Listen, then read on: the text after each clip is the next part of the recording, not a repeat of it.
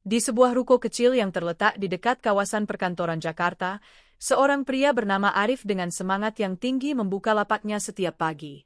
Ia menjual burger dengan daging sapi asli, bukan olahan, bersama istrinya, Sari, yang sedang mengandung anak pertama mereka. Ruko tersebut berada di lokasi strategis, dengan banyak karyawan kantoran yang melintas, sehingga Arif merasa yakin pasar di sana akan menguntungkan. Namun, meskipun harga sewa ruko cukup tinggi, Arif tetap bertahan karena ia percaya bisnis burgernya akan berkembang.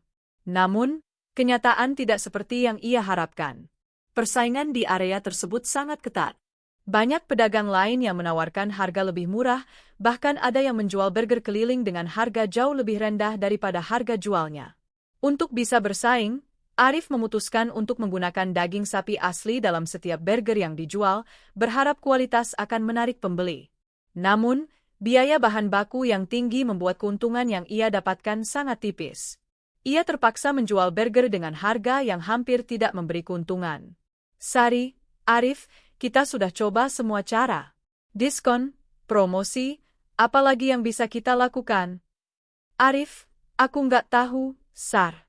Setiap hari terasa semakin sulit. Aku rasa, kualitas burger kita nggak cukup untuk bersaing dengan harga-harga mereka yang murah.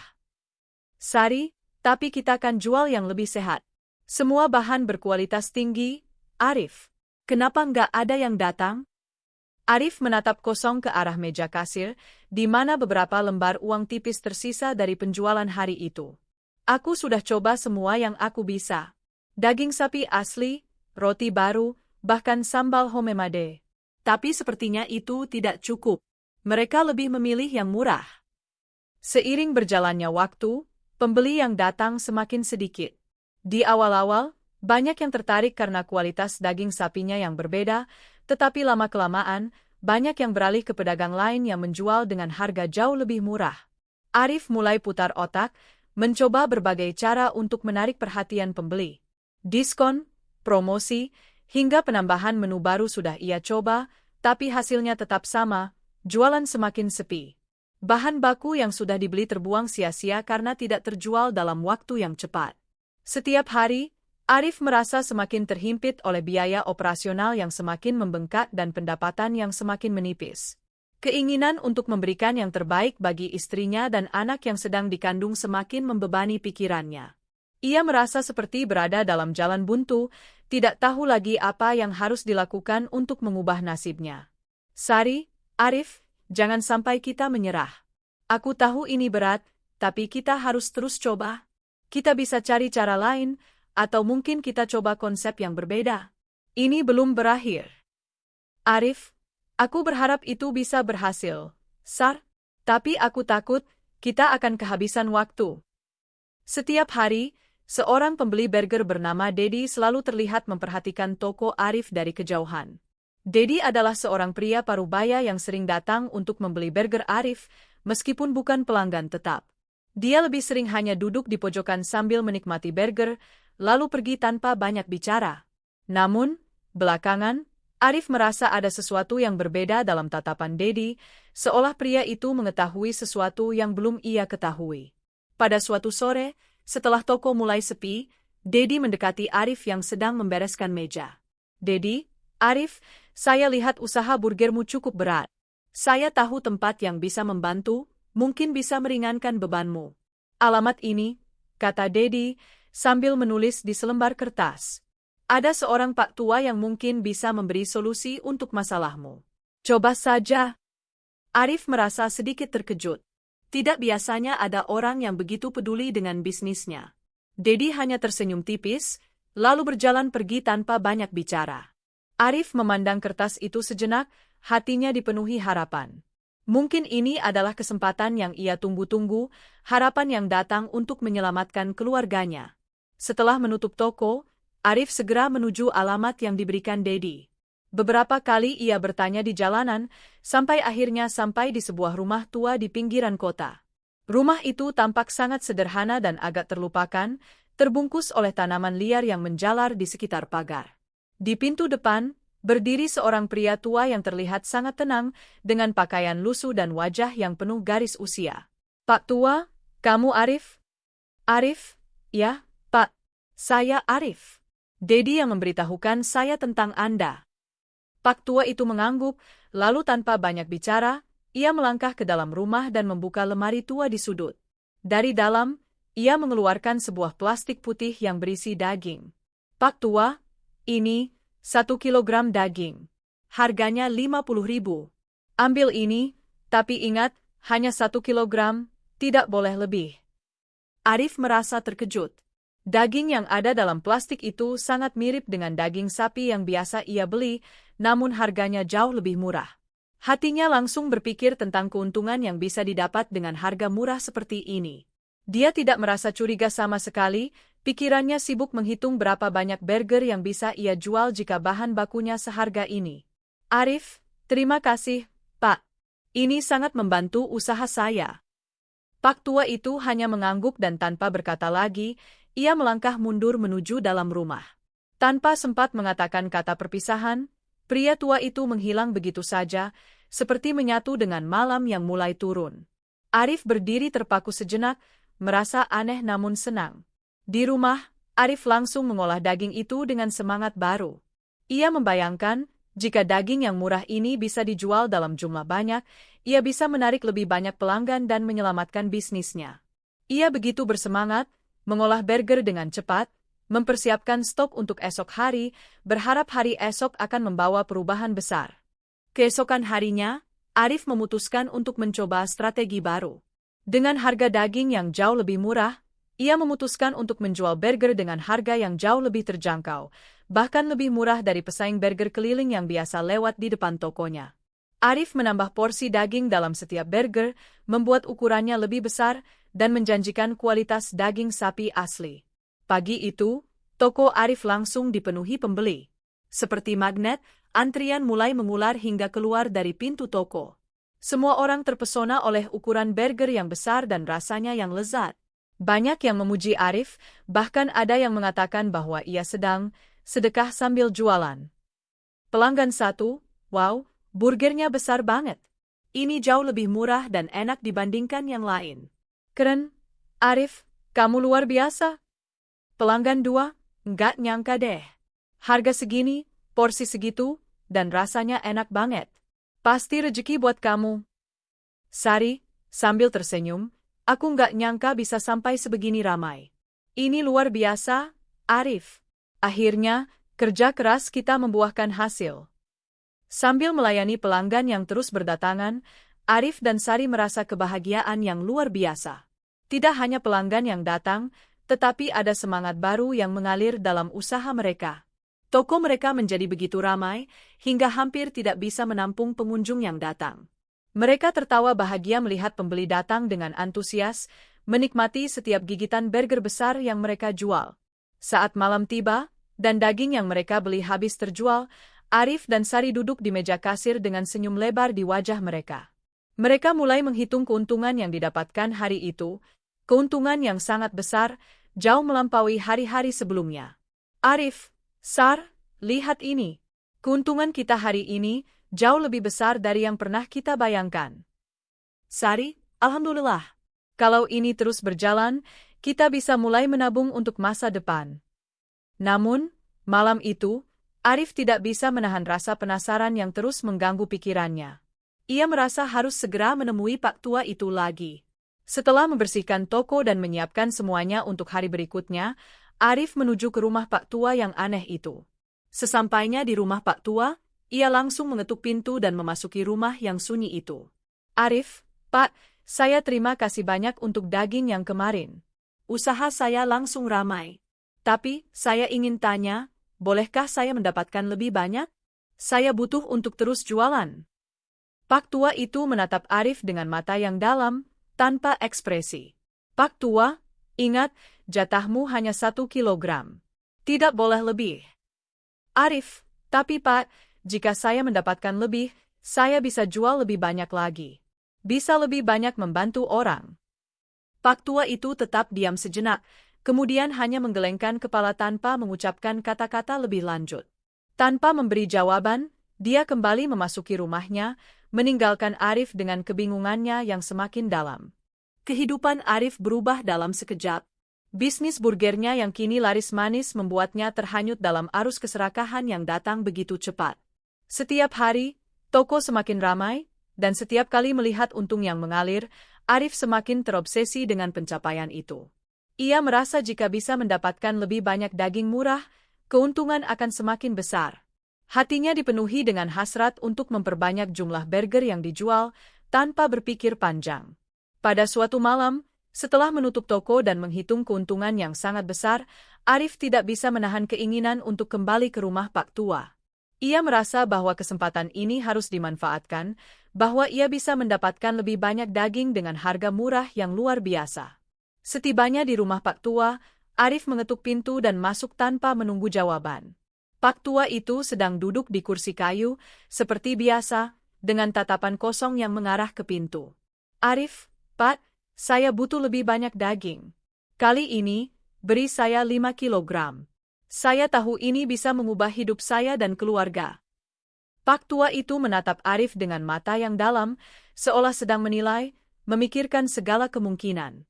Namun, sebelum Arif sempat berkata lebih banyak, Pak Tua menggelengkan kepala.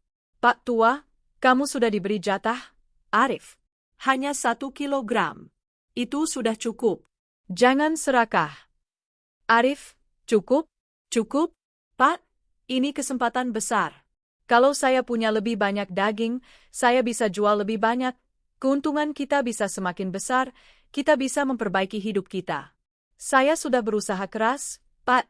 Ini saatnya saya dapatkan apa yang pantas saya dapatkan. Pak Tua itu tetap diam sejenak, lalu menghela napas panjang. Kamu tidak mengerti, Arif. Ini bukan daging sapi. Arif terkejut mendengar kata-kata itu. Apa maksud Pak? Bukankah ini daging sapi yang murah itu? Pak Tua itu menatap Arif dengan ekspresi serius, seolah tak ada jalan kembali. Ini bukan daging sapi, Arif. Ini daging tikus. Daging yang saya beri padamu bukan untuk keuntungan, tetapi untuk mengingatkanmu bahwa keserakahan selalu ada harganya. Arif terdiam, namun hati kecilnya tak terhentikan. Serakah telah mengambil alih pikirannya, dan meskipun dia mendengar penjelasan Pak Tua, dia tidak merasa terkejut atau takut. Hatinya telah dikuasai oleh nafsu untuk lebih banyak, lebih cepat, dan lebih besar. Arif, saya tidak peduli. Saya hanya butuh lebih banyak, Pak. Saya ingin 5 kilogram. Pak Tua itu menghela napas panjang dan mengalihkan pandangannya. Tanpa berkata lagi, ia bergerak menuju lemari tua di sudut ruangan dan mengeluarkan beberapa kantong plastik yang berisi daging. Dengan tangan yang gemetar, ia menyerahkan 5 kilogram daging tersebut kepada Arif. Pak Tua, ingat, Arif, jangan sampai ada yang tahu selain kamu. Ini bukan jalan yang benar, tapi kamu sudah memilihnya. Arif tidak memperhatikan kata-kata Pak Tua. Dengan cepat, ia mengambil daging itu, membayar uang yang dijanjikan, dan bergegas pergi meninggalkan rumah Pak Tua. Ia tidak peduli lagi dengan peringatan yang diberikan, hanya terfokus pada keuntungan yang bisa didapatkan. Pak Tua berdiri di ambang pintu, menatap Arif yang pergi dengan langkah tergesa-gesa. Ia bergumam pelan, suara yang hampir tak terdengar. Pak Tua, ada harga yang harus kamu bayar, Arif, ada harga yang harus kamu bayar. Bisnis burger Arif kini berkembang pesat. Setiap hari, toko Arif semakin ramai. Dia menambah porsi burger, membuatnya lebih besar dari sebelumnya, dan kualitas dagingnya selalu terjaga. Respon positif dari pelanggan datang silih berganti. Mereka memuji rasa burger yang tak ada tandingannya, porsi yang mengenyangkan, dan harga yang terjangkau. Keberhasilan ini membuat Arif semakin percaya diri, bahkan ia merasa bahwa usaha yang dijalani kini benar-benar menjadi jalan hidupnya. Tidak hanya pelanggan biasa, keberhasilan Arif menarik perhatian media dan influencer makanan. Beberapa influencer terkenal datang untuk mencicipi burgernya dan mempostingnya di media sosial, menjadikan Arif semakin terkenal. Toko burgernya menjadi tempat yang wajib dikunjungi bagi para pencinta kuliner. Bahkan, beberapa media besar mulai memberitakan kisah sukses Arif, mengangkatnya sebagai contoh pengusaha muda yang berhasil. Influencer, ini burger terbaik yang pernah saya coba. Porsi besar, rasa mantap, dan harga yang sangat terjangkau. Arif benar-benar membuat inovasi yang luar biasa. Media, Arif, pengusaha muda yang mengubah bisnis burger dengan konsep unik. Dalam waktu singkat, ia telah memiliki 3 cabang dan dikenal sebagai Raja Burger Jakarta. Arif benar-benar menikmati hidupnya sekarang. Ia merasa bangga melihat antrian panjang di tokonya dan keuntungan yang terus mengalir. Keberhasilannya yang luar biasa dalam waktu singkat membuatnya merasa tidak ada yang bisa menghentikannya. Setiap hari, ia semakin menikmati kehidupan mewah yang kini ia rasakan, lengkap dengan mobil baru, rumah yang lebih besar, dan liburan di luar negeri bersama istrinya, Sari. Namun, keserakahan Arif tidak berhenti di sini. Dalam setiap kesempatan, ia semakin menambah jumlah daging tikus yang ia beli dari Pak Tua. Hatinya yang dulu penuh dengan keraguan kini sudah tertutup oleh nafsu untuk terus berkembang, terus mendapatkan lebih banyak. Setiap kali mengunjungi Pak Tua, ia selalu meminta lebih, tanpa sedikit pun rasa menyesal. Pak Tua itu hanya diam, menuruti permintaan Arif, namun tetap mengingatkan Arif dengan kata-kata yang semakin lama semakin terlupakan oleh Arif. Pak Tua, ingat, Arif, ini bukan jalan yang benar. Arif, dengan senyum tipis, yang penting hasilnya, Pak. Saya sudah berhasil, dan saya tidak akan berhenti. Dengan uang yang terus mengalir dan usahanya yang berkembang pesat, Arif membuka cabang baru. Dalam waktu 5 bulan saja, ia sudah memiliki 3 cabang burger yang tersebar di beberapa lokasi strategis di Jakarta. Bisnisnya berkembang lebih cepat dari yang ia bayangkan. Namun, Arif selalu menjaga satu rahasia. Ia satu-satunya orang yang tahu tentang asal-usul daging yang ia jual. Hanya Arif yang tahu bahwa daging yang ia gunakan bukan daging sapi, melainkan daging tikus. Ia menjaga rahasia ini dengan sangat hati-hati, memastikan bahwa karyawan-karyawannya tidak tahu tentang hal ini.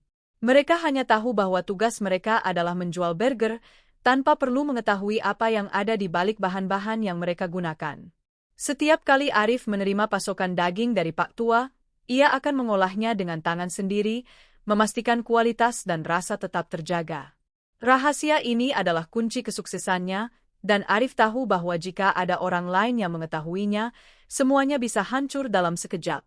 Jadi, Arif memutuskan untuk menjaga jarak dengan para karyawan.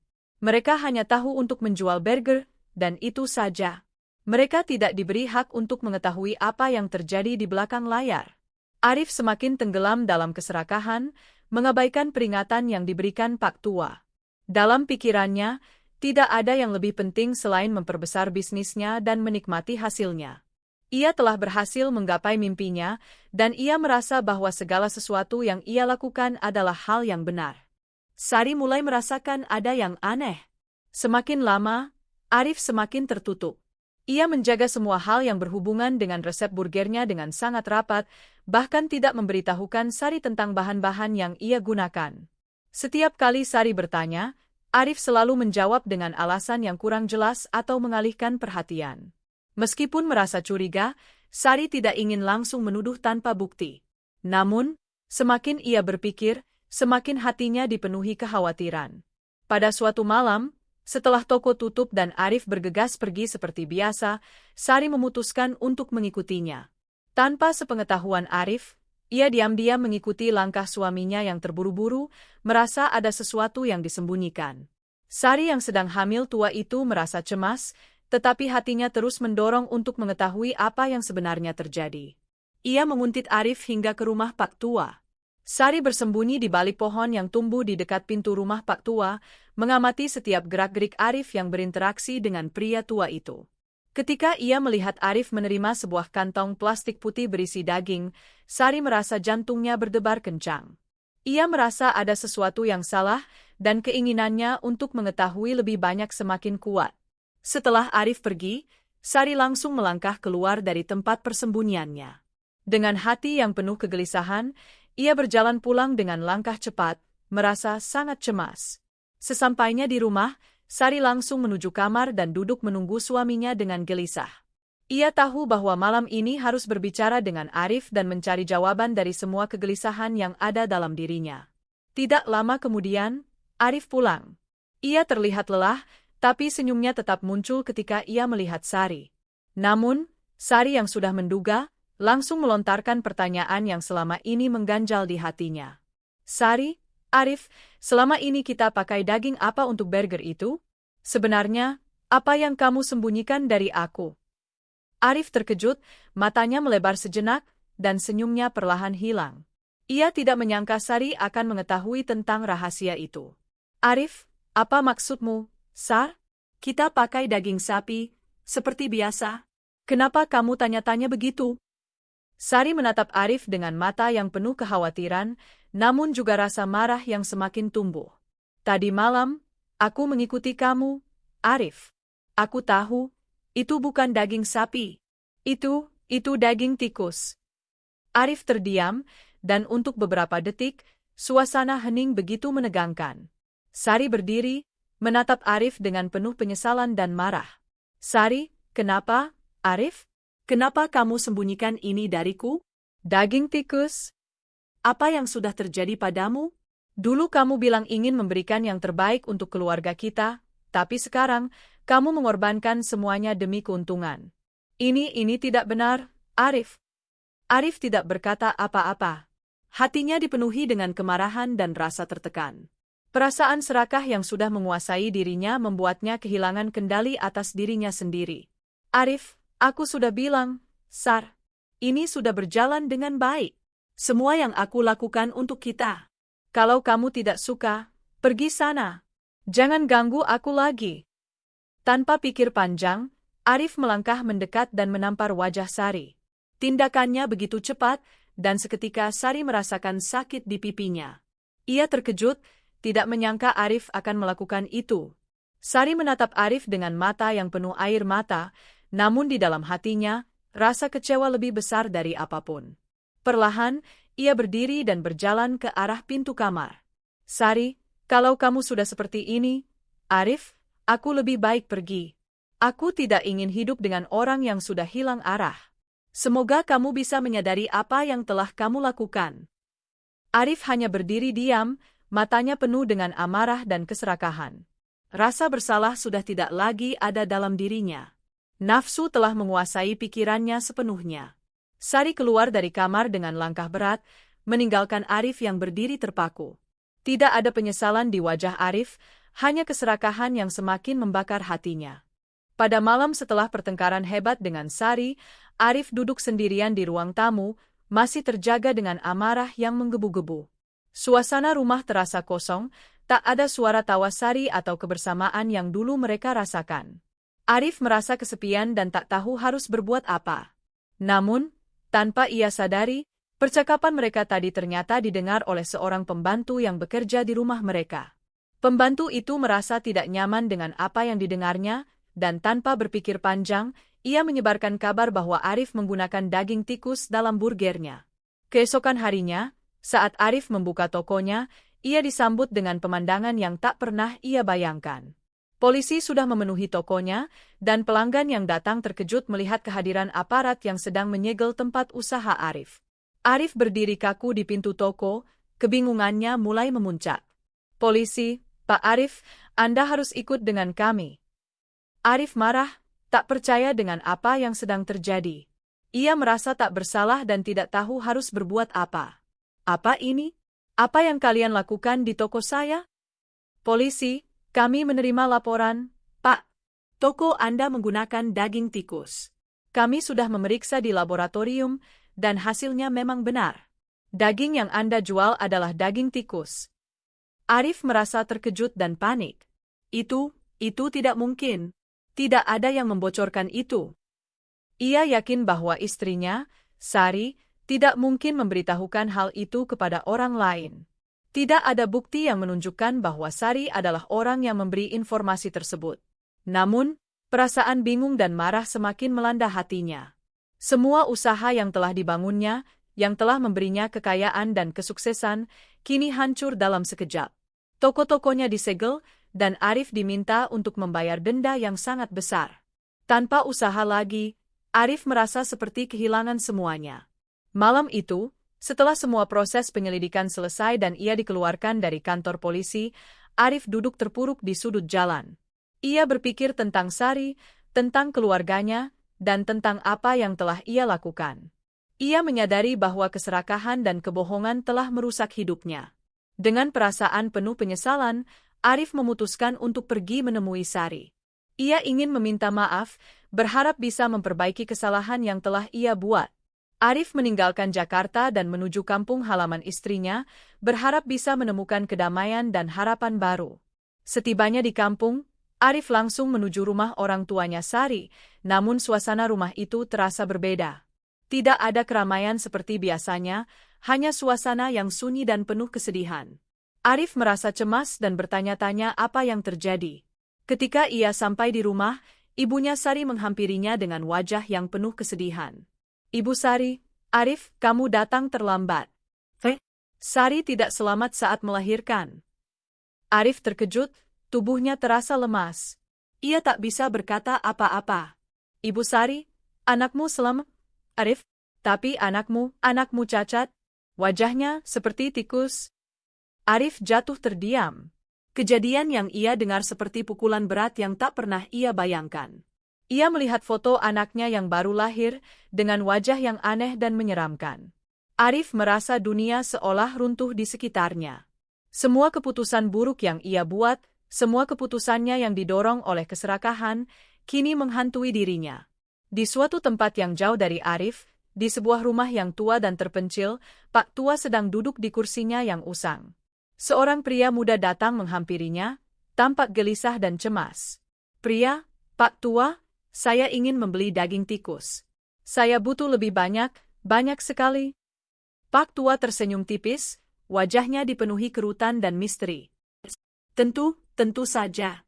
Ada harga yang harus dibayar," katanya dengan suara yang dalam dan penuh teka-teki.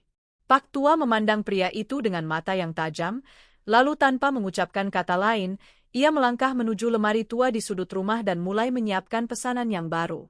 Sebuah senyum misterius muncul di wajahnya. "Pak Tua, korban baru." Kisah Arif mengingatkan kita bahwa keserakahan dan kebohongan hanya akan membawa kehancuran. Dalam mencari keuntungan, kita harus tetap menjaga prinsip dan kejujuran.